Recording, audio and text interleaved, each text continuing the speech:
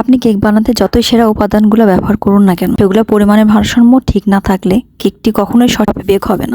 জীবনে সত্যিকার সুখ পেতে হলে সম্পর্কগুলোর মধ্যে ভারসাম্য রক্ষা করা খুব জরুরি। আসসালামু আলাইকুম এভরিওয়ান, সবাই কেমন আছেন? আজ আপনাদের মাঝে নতুন একটি কেক মেকিং ভিডিও নিয়ে হাজির হলাম। আজকের কেকটি ভ্যানিলা ফ্লেভারের। কেকটি খাওয়ার পর আপু আমাকে ফোন দিয়েছিল। মাশাআল্লাহ, আপু কেক এর সুন্দর রিভিউ দিয়েছেন। ভিডিওর শুরুতে আমি একটা কথা বলেছি, সত্যিকারের সুখ পেতে হলে সম্পর্কগুলোর মধ্যে ভারসাম্য রক্ষা করা খুব জরুরি। আমার কাছে মনে হয় একটা মেয়ের স্বাবলম্বী হওয়া খুব জরুরি।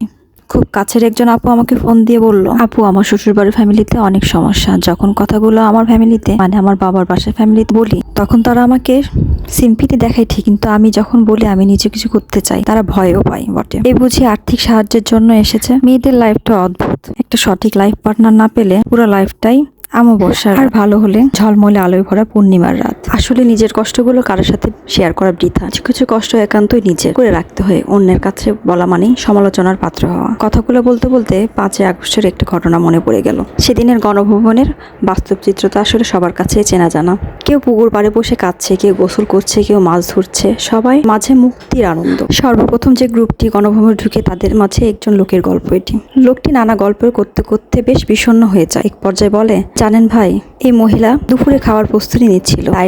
ডাইনিংয়ে 10 থেকে 12 পদের আইটেমের বুফে প্রস্তুতি ছিল। একদম গরম টাটকা খাবার।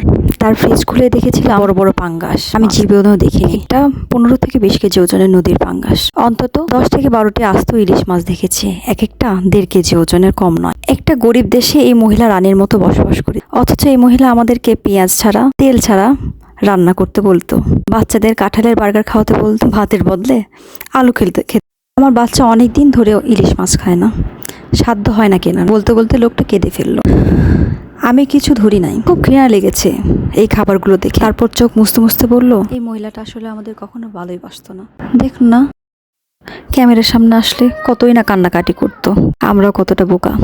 কথাটা বলার একটাই কারণ, আমাদের বাস্তব জীবনে এমনটাই ঘটে। যাই হোক, গল্প করতে করতে আমার কেক তৈরি করা মোটামুটি শেষ হয়ে গেছে। এখন শুধু ডেকোরেশনের পালা। আমি শেপগুলো দিয়ে নিচ্ছি। পার্পল কালার কেকটি ক্যামেরার কারণে কালারটা সুন্দর আসে না। এটা চকলেট টপার তৈরি করে রেখেছিলাম। এটার উপর গোল্ডেন ডাস্ট দিয়ে আমি সুন্দর করে গোল্ডেন কালার করে নিচ্ছি। এই তো আমার মোটামুটি কেক তৈরি করা শেষ। আমার ভিডিওটা যদি আপনাদের ভালো লাগে, অবশ্যই আমার পাশে থাকবেন। সুন্দর সুন্দর নতুন নতুন ভিডিও আমি দিব ইনশাল্লাহ।